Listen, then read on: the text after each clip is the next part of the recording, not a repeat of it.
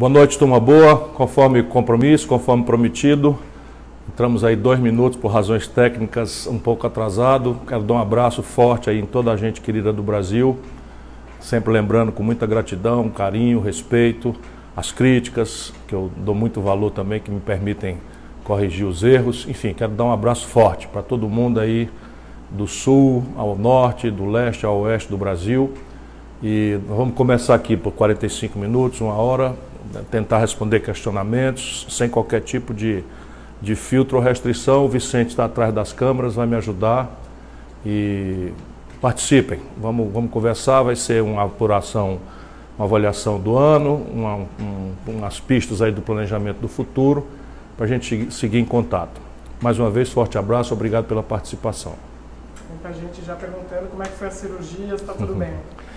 É uma cirurgia de próstata, eu já fiz 61 anos, faço a prevenção, isso aqui é muito importante, todos os homens têm que fazer prevenção. E com a idade a próstata cresceu de forma benigna, mas ela de qualquer forma quando cresce, ela começa a obstruir o canal da urina. E aí também tem veias e tal, de maneira que fez alguns sangramentos. Na campanha eu tive que fazer uma coisa de emergência, fui para o debate com a sonda pendurada na perna aqui, e aí, conforme compromisso com o médico, passadas as eleições, eu voltei para fazer a cirurgia verdadeira. Foi feita, estou em plena recuperação, graças a Deus, e ao talento aí do Dr. Miguel Cirúrgico, de toda a equipe dele, e a oração e o desejo de pronto restabelecimento de milhares de pessoas pelo Brasil afora, a quem mais uma vez é a ocasião de agradecer. Terminei ontem 15 dias, que é a fase de repouso mais absoluto. E aí, voltando ao normal, já foi feita a biópsia, é benigna, nenhum problema. Bola para frente, tudo novo, de novo. Beleza. Bom, Marcelo Filho pergunta para você qual a avaliação sobre o desenho administrativo, principalmente da área econômica do novo governo. Marcelo, eu sempre que estão me perguntando sobre as coisas do novo governo, eu quero começar dizendo, porque nós precisamos fazer isso é um rito da democracia, que nós precisamos, enfim, respeitar a estratégia, o tempo, a liberdade de escolha, enfim, a estratégia basicamente do candidato eleito. Vamos lembrar que eu pedi a esse mesmo povo para ser eleito pelo presidente do Brasil. E não foi a mim que o povo escolheu, foi ao Bolsonaro. Portanto, é democrático, é humilde que a gente respeite, menos em relação às maluquices do Bolsonaro, e mais em respeito profundo aos milhões de brasileiros que, por ampla maioria, deram ao Bolsonaro a vitória. Portanto, é preciso respeitar o tempo dele, a estratégia dele, os caminhos dele. Isso dito, eu tenho para mim, pela minha experiência, de que os primeiros sinais não são bons. Porque, repare uma coisa, o problema brasileiro, como eu tentei mostrar na campanha, é em si, objetivamente, independentemente de mim, da minha opinião ou dele, é um problema muito grave. A dívida pública está em 5 trilhões e 200 bilhões de reais, o prazo dela é muito curto, o buraco na conta do governo em bases correntes, ainda antes de apurar o efeito dessa irresponsabilidade do aumento que foi dado recentemente, que levanta o teto, é um buraco de 139 bilhões de reais, isso já com o menor investimento da história, as obras tudo paradas pelo país afora. E assim, 63 milhões de brasileiros com nome sujo no SPC, mais de 13 milhões de desempregados, quase 17 milhões de pessoas empurradas para a informalidade, fenômeno que está se agravando com essa reforma trabalhista do jeito que foi feita. Enfim, o problema brasileiro, sem falar na área social, 63 mil homicídios, mais de 60 mil mulheres foram estupradas no nosso país no último ano, nos últimos 12 meses. Portanto, é um problema muito grave para qualquer um. Se você pegar junto, fizer tudo direito, ainda assim o trabalho não vai ser fácil. O que nós estamos vendo acontecer? O Bolsonaro parece que está reservando para si um papel de relações públicas, de agitador, de animador de auditório na presidência da República. E o poder real ele está delegando ao que ele chama de superministérios. O Ministério da Economia, com Paulo Guedes, que para mim, eu conheço do passado, tem uma concepção completamente errada e crenças completamente ilusórias. Por exemplo, ele acha que vender tudo é o que vai resolver o problema da dívida brasileira. Se ele conseguisse, o que não vai conseguir, isso daria algo no máximo a 500 bilhões de reais para uma dívida, como eu já disse, de 5 trilhões de reais. Sem se falar que isso constrói um outro problema, porque no Brasil, privatizar, isso não está nos manuais, significa na prática, porque não existe capital no Brasil suficiente, entregar para o estrangeiro esses ativos. E são ativos que, por regra, não exportam nada, portanto não geram dólar, ou seja, geram passivo, que é uma coisa grave que nós não vamos ter como financiar. Isso, por um lado, da economia. No outro lado, você tem a política. Então, na política, parece que ele está tentando aquilo que, por exemplo, a Dilma andou fazendo, que é a recrutar individualmente fulano, beltrano, cicrano, desconsiderando as organizações partidárias. Evidentemente que isso também é muito improvável que dê certo. Agora que o presidente está forte, está eleito, todo mundo faz essa homenagem para quem está chegando, mas os políticos não gostam disso. Eles querem ser valorizados pelos coletivos que eles representam, eles querem negociar. E evidentemente você não pode mais negociar nas bases em que o PT negociou e que o Fernando Henrique negociou, porque deu nisso que deu, não é? Loteamento, corrupção, fisiologia, mas é preciso trocar essa interlocução por um grande desenho novo no pacto de governadores, que não estão sendo sequer procurados para conversar. De maneira que eu acho, né, desejando que eu esteja errado, que é muito improvável que dê certo esse desenho. Chefe, muita gente perguntando sobre o desenho de todos os ministérios do Bolsonaro, as pessoas que estão sendo escolhidas, qual a sua análise? Bom, eu não quero examinar pessoa a pessoa, mas até aqui você tem um núcleo militar, já são 6 militares graduados em posições relevantes, estratégicas. Eles costumam ser pessoas bem formadas, costumam ser pessoas honradas, costumam ser pessoas que têm um sentimento de país, mas são pessoas que não têm nenhuma vivência, vamos dizer, nenhuma experiência no trato das manhas e delicadezas e complexidades da política. Isso tem sido a marca, embora é preciso ressaltar essas virtudes. O Paulo Guedes é uma pessoa muito conservadora, que não conhece o Brasil, não conhece o serviço público, e o Moro é uma figura publicitária, não é? Só para você ter uma ideia, o Moro é encarregado de 2 grandes tarefas, cada qual mais difícil. Primeiro, o enfrentamento da corrupção. Uma coisa é você, como juiz, escolher na boa, com a ferramenta de mandar prender, mandar quebrar sigilo, etc, etc. Outra coisa é você ser ministro, não é? Sabendo que a corrupção é um fenômeno do governo, não é na oposição que acontece corrupção. Como é que ele vai tratar esses fenômenos de corrupção dentro do governo? Os primeiros sinais não são bons, não é? Os primeiros sinais são de que ele relativiza os valores e está imaginando, talvez, manipular as estruturas de Polícia Federal, etc, etc, para perseguir adversários. Isso, de fato, ninguém vai tolerar. Segundo, né, a questão da segurança pública. Ele não dá uma palavra sobre isso. E essa é a grande demanda da sociedade brasileira. Dia 31 de dezembro acaba a intervenção no Rio de Janeiro. E toda a agenda de reforma do Paulo Guedes impõe que não se renove a intervenção no Rio de Janeiro, porque não se pode propor emenda à Constituição e há um conjunto de necessidades de mexer na Constituição brasileira que não permitem que seja feito com intervenção federal. 63 mil homicídios, os comandos aí, os crimes organizados, enfim, como é que ele vai tratar? Ninguém ouve uma palavra sobre isso. E na política, o Onyx Lorenzoni, eu fui colega dele na Câmara, não é um deputado com bom trânsito. O próprio partido dele, o Democratas, está muito aborrecido com a forma com que eles estão tratando de cooptar aqui e ali um ou outro sem discussão coletiva. Isso tudo, volto a dizer, nesse momento vai se escondendo, mas passou ali 6 meses em que os problemas começam, a popularidade fácil, a lua de mel vai acabando, isso tudo vai virar confronto. Bom, a Tati Ramos pergunta sobre essa lei antiterrorismo, qual a sua opinião? Isso foi uma grande bobagem, entre outras grandes bobagens que a Dilma fez, neste caso, gravemente, por imposição dos norte-americanos. Agora nós vamos ver uma lei completamente estúpida, que não guarda nenhuma coerência com a vida real do Brasil, ser manipulada por um poder fascista ou inclinado ao fascistismo, especialmente aí nessa área do Moro, para criminalizar determinados movimentos sociais. Por exemplo, MST, por exemplo, o movimento dos sem-teto, todos esses aí podem, se quiser forçar um pouquinho a mão, serem botados no âmbito dessa lei estúpida que a Dilma fez passar no Brasil. E aí isso é um pouco a questão, eu estou interessado em pôr isso em discussão, sem querer polêmica, mas isso é muito o PT, não é?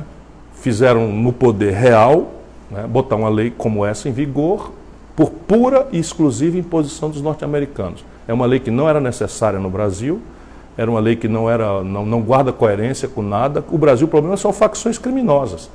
E isso nós temos lei para resolver. Mas essa lei antiterror é completamente estúpida e vai dar trabalho para os movimentos sociais.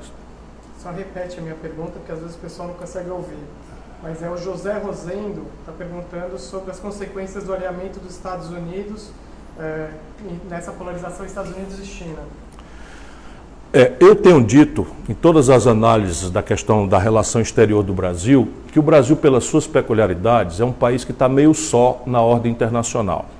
E eu explico por quê. O Brasil é a 15ª economia industrial do mundo, ou seja, nós ainda somos um país industrializado, apesar da devastação das nossas indústrias. Nós somos o maior provedor de comida do mundo depois dos Estados Unidos. Nós também, portanto, somos um país que tem uma agenda agrícola. Só para vocês terem ideia da prática disso, é que um acordo com a Europa, que nos obrigaria a fazer concessões na área industrial, agravaria a desindustrialização do Brasil, mas perfuraria mercados para os nossos produtos agropastoris, a carne, as proteínas vegetais, etc. E nós não conseguimos achar o equilíbrio. Os Estados Unidos são nosso concorrente internacional. A China é nosso concorrente estratégico internacional. Só para vocês terem uma ideia, os Estados Unidos são o país que mais produz soja no mundo. O Brasil é o segundo. Os Estados Unidos produzem milho, nós somos o primeiro ou o segundo, rivalizamos com eles. E na medida em que os americanos entram em confronto com a China, eles já conseguiram alguns regimes de preferência da China e o Brasil, por exemplo, na área de soja, e quem vai pagar caro é o Brasil. De maneira que esse alinhamento automático, que me envergonha, né, dos primeiros movimentos do governo Bolsonaro com os Estados Unidos, vão causar gravíssimos prejuízos ao nosso comércio, sem se falar de que isso vai violando todo dia a potência do Brasil de ser autônomo, de ser soberano. O acordo com a Boeing é uma vergonha internacional. Eles alegam que a Boeing precisa fundir porque a Bombardier fez. Ora, a Bombardier, quando fez o acordo com a Airbus, a Bombardier, o Canadá, obrigou, por exemplo, a proteção dos fornecedores locais. O acordo da Boeing com a Embraer não tem nenhuma proteção aos fornecedores locais.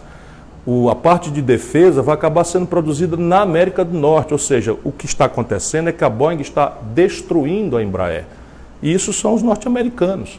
Isso tudo é o que está em jogo, na prática. Enquanto isso, volto a dizer, o Brasil faz esse papel vexaminoso em que o presidente da República eleito bate continência para um assessor de 5º escalão. Kailane, de Irecê, na Bahia, pergunta sobre a saída dos médicos cubanos. Esse vai ser o primeiro grande e extenso prejuízo popular que a retórica do Bolsonaro produziu. Por pura ideologia, porque o Brasil tem um acordo...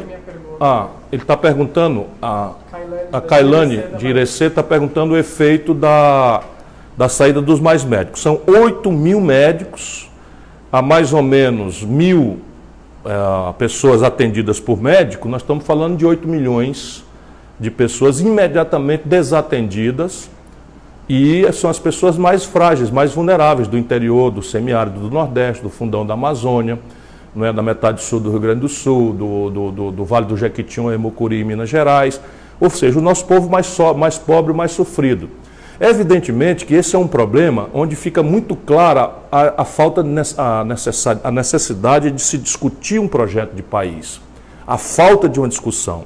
Quer dizer, 4 mandatos do PT, a resposta para a falta de médicos no interior foi um acordo que não deixa de ser envergonhante para um país como o Brasil, com um país que é do tamanho do Ceará e que tem muito mais capacidade de formar médico do que nós. Isso não pode ser uma solução para um país como o nosso.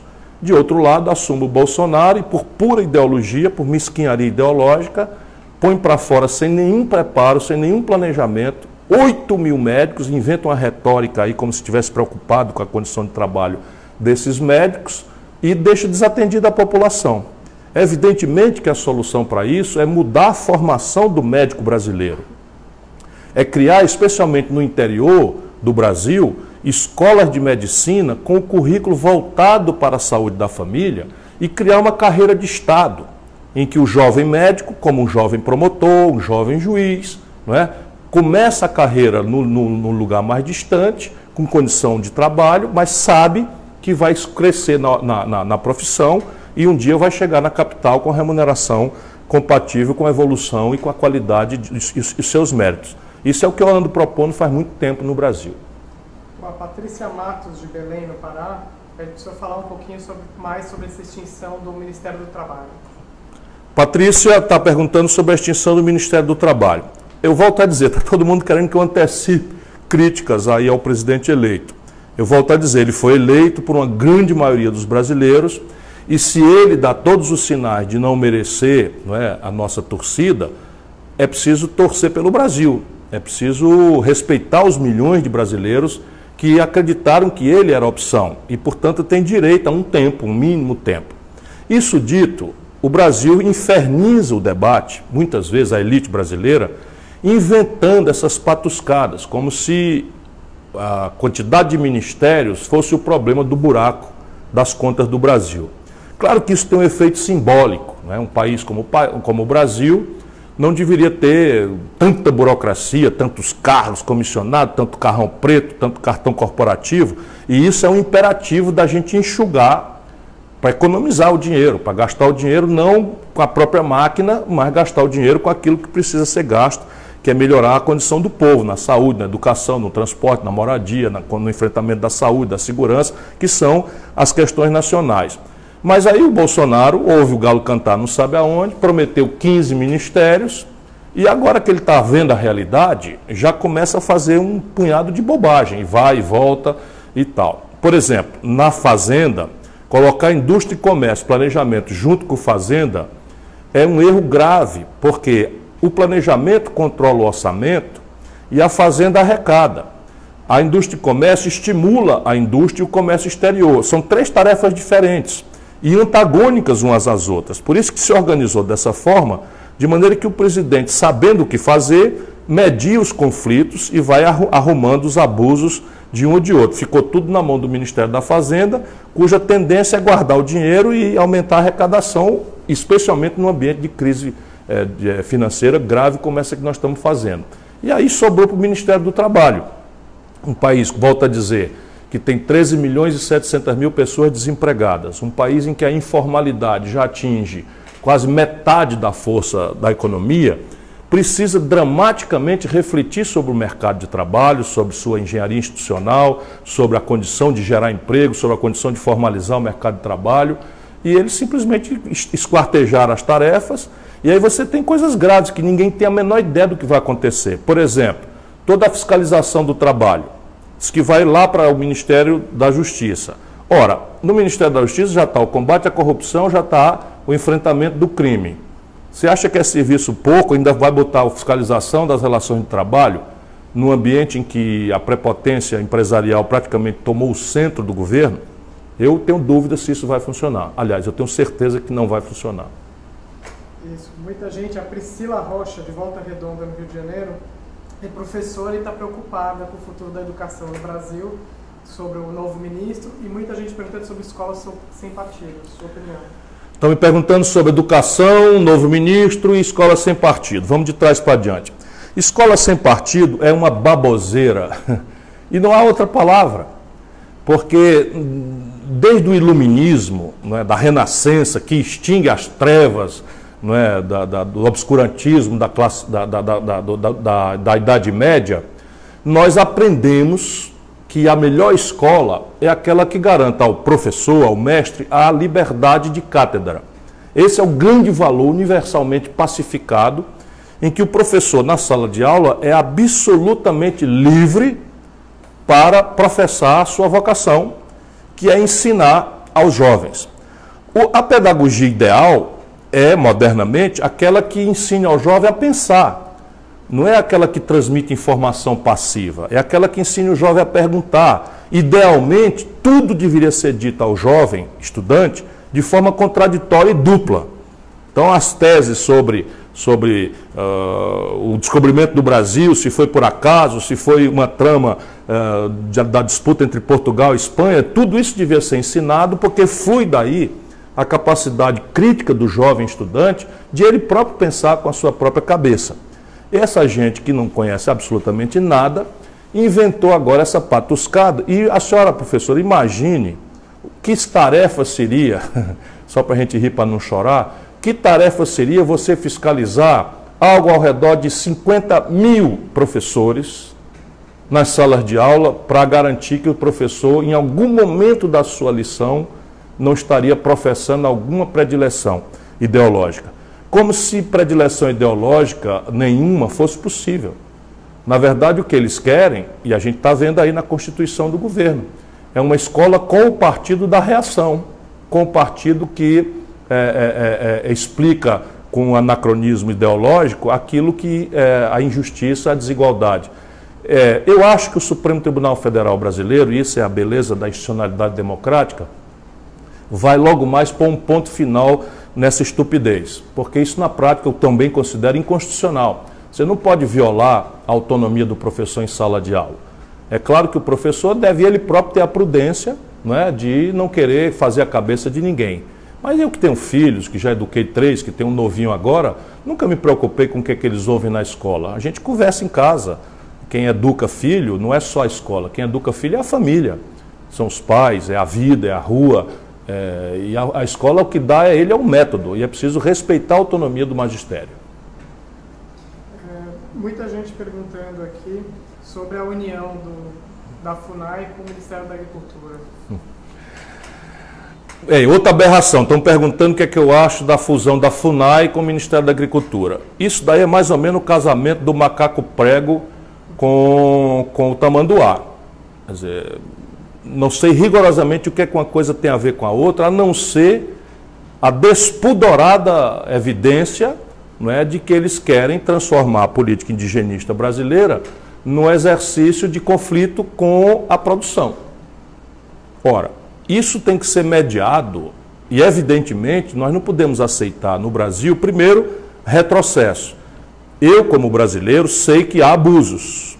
Agora, a pretexto de abuso A ou de abuso B, nós não podemos deixar de lembrar que havia populações tradicionais no Brasil quando o colonizador europeu chegou e que na América Espanhola foi um genocídio deliberado e que na América Portuguesa esse genocídio aconteceu, mas não de forma propriamente deliberada, mas aconteceu pela contaminação, a varíola, a gripe, a tuberculose, enfim, e a luta pela terra.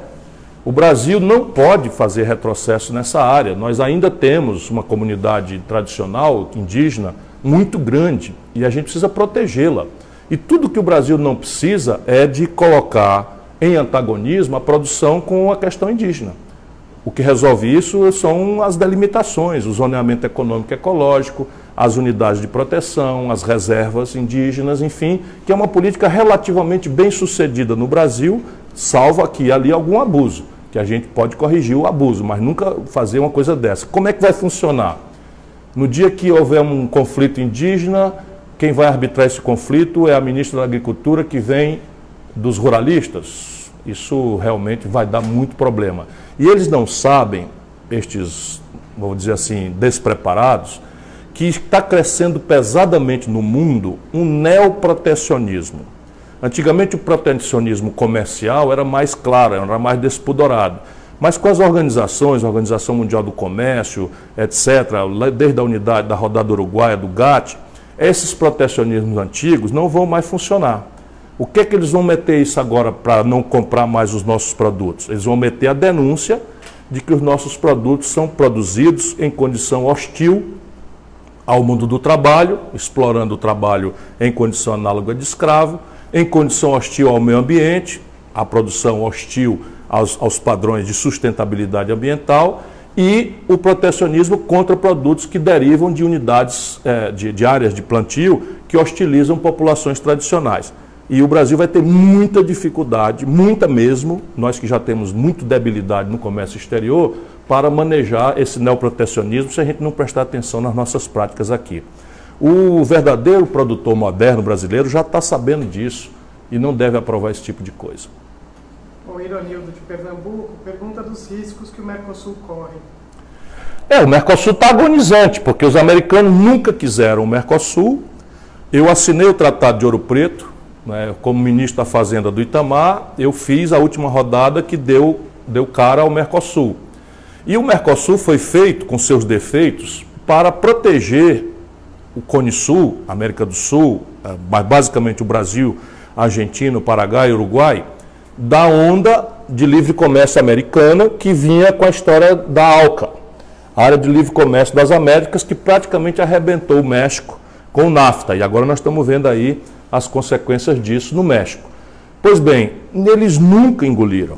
E agora, né, acharam um governo que em 9 dias já desprestigiou o Mercosul, já abriu um conflito com os árabes por nada, que são grandes compradores das nossas proteínas, especialmente caprino e ovino, e já abriram um conflito com a China, que é o nosso maior comprador, com quem nós temos o maior saldo.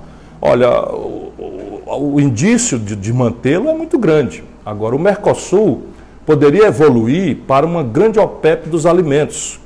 Ou seja, se nós fortalecêssemos, aprofundássemos o Mercosul, Brasil e Argentina especialmente, mas sem descuidar dos outros parceiros, e buscássemos um entendimento com Nova Zelândia e Austrália, nós poderíamos fazer aí um grande movimento para qualificar a oferta de alimentos no mundo, garantindo outra posição estratégica para o Brasil. Algumas pessoas perguntando se você está no Brasil e perguntando sobre a sua posição. Gostariam que o senhor esclarecesse um pouco mais como é que foi essa decisão do segundo turno das eleições. Sim, eu estou no Brasil, estou em Fortaleza, e a minha questão, ironias à parte, a minha questão é a seguinte, é que vocês não sabem nem o começo da missa de uma relação com o PT. Eu ajudei o PT e o Lula ao longo dos últimos 20 anos. Preste bem atenção aí, o petista mais ranheta. Na crise do mensalão eu estava lá todo dia às 7 horas da manhã. No impeachment da Dilma, o Ceará foi o único estado do Brasil que deu 2/3 dos votos contra. Eu me demiti da CSN, onde eu tinha um super salário de executivo, para ir para a rua brigar, enfrentei ameaça física, o meu irmão enfrentou ameaça física, tudo para tentar ajudar. Quando vem as eleições agora, até as pedras do caminho sabiam, e eu repeti 1 milhão de vezes, que a lei da ficha limpa não permitiria que o Lula fosse candidato. Todo mundo sabia. O que é que faz o PT? Resolve assustar o povo brasileiro, ou comover o povo brasileiro, como preferir, lançando uma candidatura natimorta do Lula, cuja premissa é a ignorância da gente. Assim, olha, o povo brasileiro é um bando de idiota, nós vamos enganar, vamos dizer que o Lula é candidato, fica todo mundo apaixonado pelo Lula, e no dia seguinte, quando o Lula de fato não for candidato, a gente pega um poste e lança o poste para ganhar a eleição. Isto não se faz. O país não aguenta mais isso. E se a rigor você tiver um pouquinho de equilíbrio, isso foi o que o Lula fez com a Dilma. Ele não podia mais ser candidato, pegou uma candidata que, apesar de ser honrada, séria, não tinha nenhuma experiência, foi para o governo, desastrou o país. Ou alguém acha que essa crise começou com o Temer? Essa crise começou com a Dilma. A Dilma pegou o Brasil numa condição de 4% de desemprego e entregou com 14% de desemprego. O ódio das pessoas pela desvalorização do real, pelo desmantelo, foi agravado porque ela escolheu o Levi, esse mesmo que vai trabalhar com Bolsonaro, foi escolhido pela Dilma para ser ministra. Aí esquece tudo, dá no impedimento, compromete a democracia do país. Quem faz o golpe é o Renan Calheiros e o Eunício Oliveira, que são os senadores que comandam o Senado brasileiro, e o seu Lula acerta com o Renan Calheiros e com o Eunício Oliveira a votação no Haddad. Por que eu sou obrigado a aceitar isso? Eu sabia que essa era uma condição perdida. Não quis atrapalhar, viajei. Anunciei que não votaria no Bolsonaro, mas não aceito mais votar nesse tipo de fato consumado do PT. Isso está ferrando com o Brasil, meu irmão. A maior força vitoriosa hoje no país não é o direitismo, não é o fascismo do Bolsonaro, é o antipetismo. Ou então que vem o PT dizer em público que 68% do eleitorado de São Paulo é fascista. Eu não aceito isso. Pois bem, o resultado da eleição em São Paulo foi 68% Bolsonaro, 32% Haddad. Sabe quanto foi aqui no Ceará? Eu ganhei aqui no Ceará a eleição, no primeiro turno. No segundo turno, o Haddad tirou 70% dos votos aqui. E na terra dele, em São Paulo, bota a mão na cabeça, irmão, você petista, pensa um pouquinho. Em São Paulo, o Haddad tirou 32%. Aliás, 2 anos atrás, o Haddad tirou 16% dos votos, perdeu a reeleição no cargo de prefeito por Dória, esse farsante. Nenhum país do mundo, nenhum partido político do planeta Terra escolheria uma pessoa que, a despeito, volto a dizer, de ser uma boa pessoa, com esse tipo de biografia, para liderar o país numa hora tão ameaçadora e crítica quanto essa. Mas, passei o primeiro turno inteiro denunciando o Bolsonaro. Projetinho de Hitler tropical, cédula de R$3, fascista, tudo eu falei. Agora, eu desafio um petista a mostrar uma frase de um petista graduado, ou muito menos do Haddad, no primeiro turno, contra o Bolsonaro. Essa é a questão. Então, repare bem, isso é o que está visto. Bastidor. PT meteu dinheiro na campanha, PT pagou fake news na internet, PT pagou grupo de agressão no WhatsApp. E sabe contra quem? Não foi contra o Bolsonaro, tudo contra mim. PT fez o diabo, chantageou o PCdoB para retirar a candidatura da Manuela, depois sumiu com a Manuela do PCdoB da campanha. PT sacrificou o Márcio Lacerda no Minas Gerais, sacrificou a Marília Arraes em Pernambuco para obter do PSB uma neutralidade. Para quê? Para não me deixar com tempo para falar. Lula se acerta com Valdemar Costa Neto, sabe esse que está preso, ou agora em prisão domiciliar? Lula acertou-se com ele para não deixar o tal fração do Centrão vir em meu apoio. Ou seja, me escolheram como adversário de forma mesquinha, miúda, inescrupulosa e antidemocrática, e depois acham que eu sou obrigado, 20 anos de luta, a repetir. De maneira que entre o fascismo e a corrupção sistemática que a cúpula do PT representa, eu optei por sair. Disse que não votava no Bolsonaro, como de fato não votei, votei no Haddad, mas não quero mais fazer campanha com corrupto. Enquanto essa cúpula do PT estiver aí dando as cartas, não contem comigo. Bom, Márcio está perguntando aqui sobre a articulação do bloco PT, PDT, PSB, PCdoB e partidos aliados no Congresso. Está fazendo bons avanços? Sim, o bloco está fazendo grandes avanços. Ele tem 2 tarefas. Uma tarefa mais emergencial, que é organizar o movimento nas mesas da Câmara e do Senado Federal. É muito importante porque são trincheiras onde a gente vai, vamos dizer, estimular o Bolsonaro a jogar o jogo democrático. E se ele quiser transitar fora do jogo democrático, por aí nós vamos obrigá-lo a respeitar os limites da institucionalidade democrática. É assim que a gente faz, não é?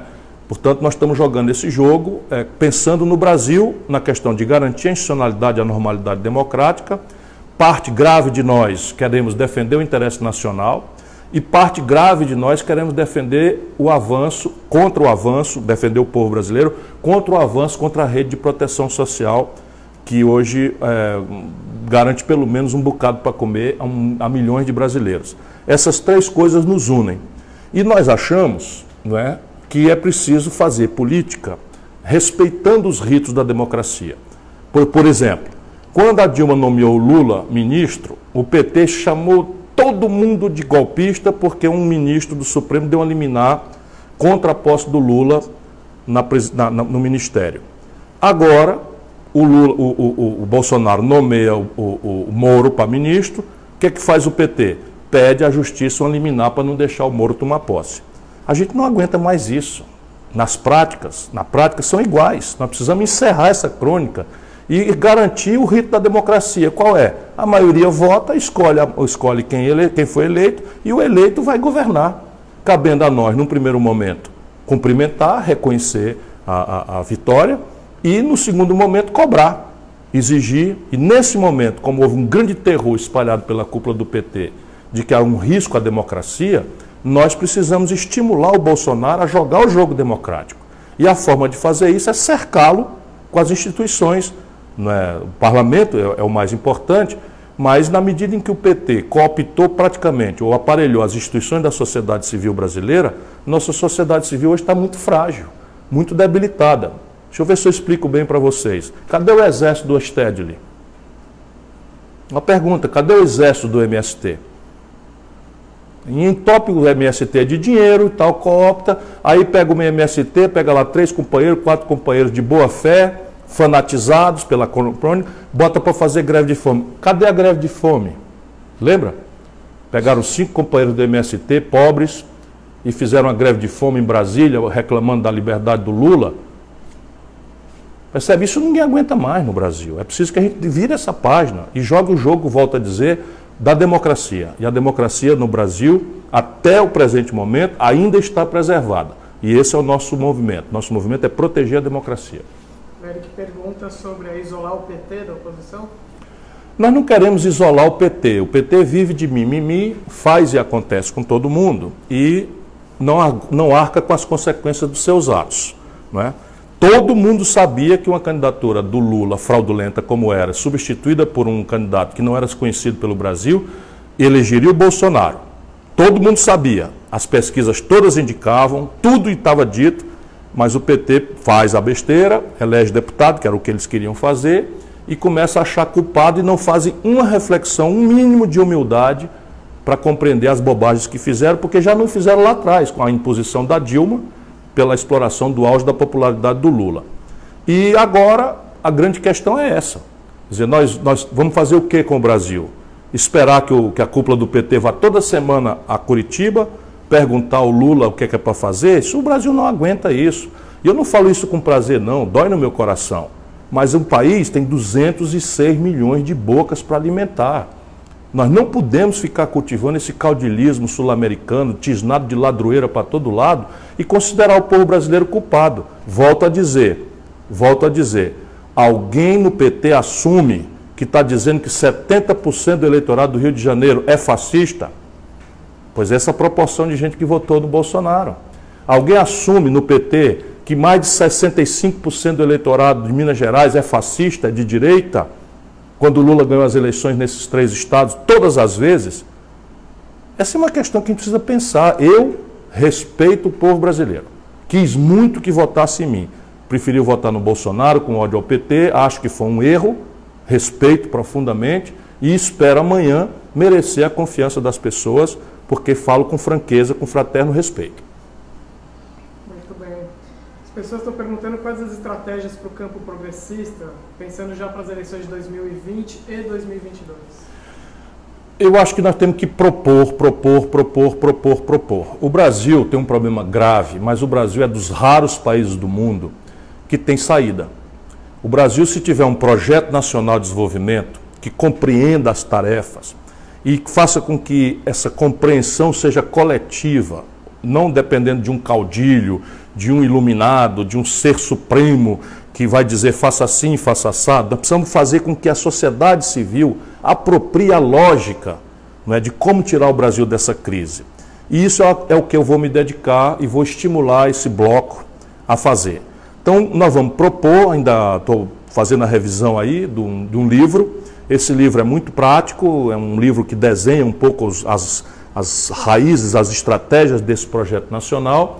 E aí a nossa relação com o governo vai ser assim: aquilo que o governo propuser em direção àquilo que a gente acha que é coerente com o que as necessidades do país pedem, nós vamos dizer sim, vamos dialogar, vamos aperfeiçoar, vamos melhorar.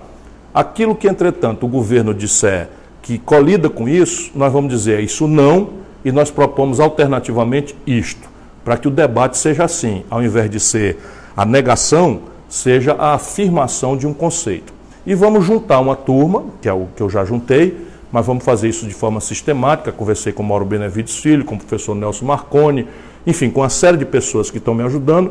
Nós vamos acompanhar o governo a partir dos seus 100 primeiros dias, nós vamos dar essa lua de mel aí, nós vamos acompanhar detalhe por detalhe, para, volto a dizer, vigiar a normalidade das instituições democráticas, proteger o interesse nacional gravemente ameaçado, eles vão entregar tudo se a gente deixar, e proteger a agenda dos mais pobres, porque também eles não têm nenhum apreço aparente pela situação da miséria que já atinge mais de 50 milhões de brasileiros.